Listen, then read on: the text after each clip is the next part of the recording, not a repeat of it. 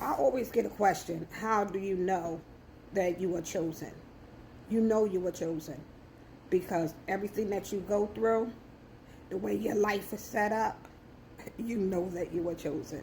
There is no question that you were chosen. Nobody has to tell you. You know in your knower. God has put in you and allow you to know that you are set apart. You are different. You are peculiar. You are a rare breed. You are somebody who keeps going through things, but you keep coming back. You keep getting back up. You feel like Felix the cat, like you have 9 lives. Like no matter how much somebody tries to take you out of here, God always keep you here for a reason. You cannot leave this earth until you fulfill your assignment and the thing that you were called to do. And it does not mean that you can live a reckless life, because when you were chosen, you couldn't live a reckless life if you wanted to. Like, you make mistakes because we're not perfect, because we are human beings. So there are things that we go through, but they're all lessons. They're all learning lessons. You get a lesson in everything that you go through.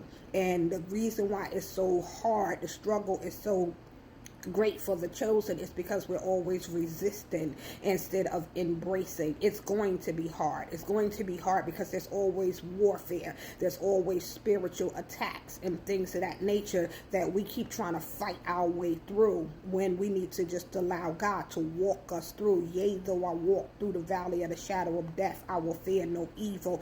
We go through this walking through process, and in the walking through, we always get through, and we get through because we must get through. We have an assignment to fulfill. When you are chosen, the warfare is so great. It's not just one form of warfare. You may have spiritual warfare. You may have psychological warfare. You may have physical warfare.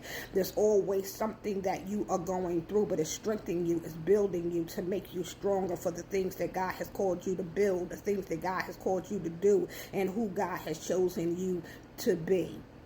So when you are chosen, you know in your knower. You can look back down your timeline and know, since I was born, there has always been something. There has always been attacks. There has always been the enemy trying to take you out of here. But the enemy wants to try his hardest to take you out of here, even though he knows that God's hand is upon you, and you cannot leave here until God is ready, or until you choose to make the choice that this is something that you don't want to endure any longer. And even that's not easy, because when you were chosen, there were many days when you say to God, God, I just don't want to do this anymore. God, life is not fair. God, this is not happening for me. Why does everything have to be a struggle? Why does everything have to be so hard? Why does everything seem like it has to resist?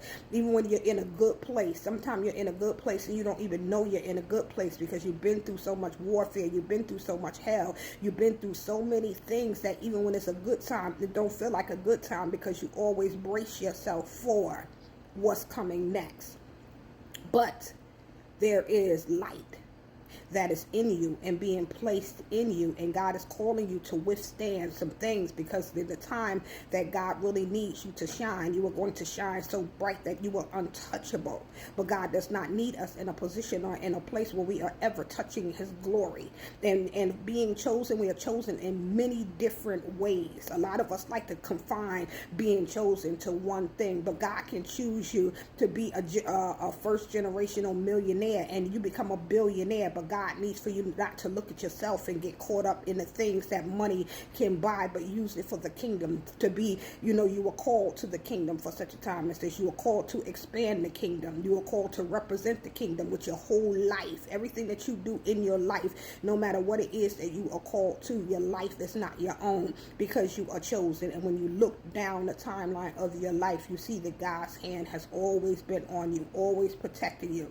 When people try to pew you, when people try to leave you in pits and put you into prisons and things of that nature, you're like the comeback kid. You always come back, but you always come back for the purpose of what it is that God has called you to do. So when you are chosen, you know that you were chosen. You know that you were chosen. You've been the outcast in your family. It's like so many things that we could talk about with the signs of being chosen, but it's just like so many things where you just don't fit in. You never fit in. And when you do fit in, it's because you are around other chosen people who are fit in. You could be in a room with 100 people in it and feel like you're all alone. You know, you get with a good book, or you're always learning. Your mind is always somewhere else, or always in absorbing information and learning a new thing. You always want to be prepared and equipped, not perfect, but being prepared to make sure that whatever it is that you demonstrate or illustrate or do a presentation or present before people, that you know what you know, even though you know that you have the Spirit of God in you that has already prepared you and already put in you what it is that you know, but still you glean and you receive from what it is that you have eaten, what it is that you have taken in and absorbed through the knowledge and the wisdom and the understanding and the different things that you take in. So being chosen, you know that you are chosen. You just know in your knower. It's just something that you know. You can always look back. Even if you don't, if you say you have an inkling because of your life, because of all the things that you've gone through and things of that nature, but nobody has ever told you that you were chosen. It's not something that anybody else tells you. It's something that God shows you. And then you'll know, because God lets you know you were chosen. And this is the assignment. When you get close to him, when you're walking with him, when you're in alignment with him, he'll tell you what you're chosen to do. You're called to set the captive free. You're called to rebuild the wall, Nehemiah. You know, you're called to bring the people out of exile, out of Egypt, out of dark places. You're called to bring people, you know, into greater places. You're called to build and to do certain things, or to tear down systems and dismantle old traditions and things of that nature that nobody won't touch, and things of that nature. So when you're called, when you're chosen, you have a greatness in you. That is greatness in you, and that God is shaping and making and molding to look like him and to represent him, so that you don't put your hands, you don't put your mouth, you don't touch his glory, because our God is a jealous God, and he don't play that. You putting your hands and tainting and polluting what it is that he is doing. So the greatness that he is building in you, this is where the warfare comes in, because the enemy does not want you to know who you are, what you have, what you carry, what your assignment is, and how you are called to what it is that you are called to for such a time as this. I pray that this blesses somebody, because many of you are chosen, but you just don't know what to call it. And then there are many of you, you may say none of that pertains to me. So maybe I'm not one of the called out chosen. I always had an easy, good life, and things always worked out for me. You're definitely not chosen in the reference into the way that what it is that I am speaking of. I pray that this blesses you. Have a blessed and prosperous day. Feel free to leave me a comment, and don't forget to like and follow. Be blessed.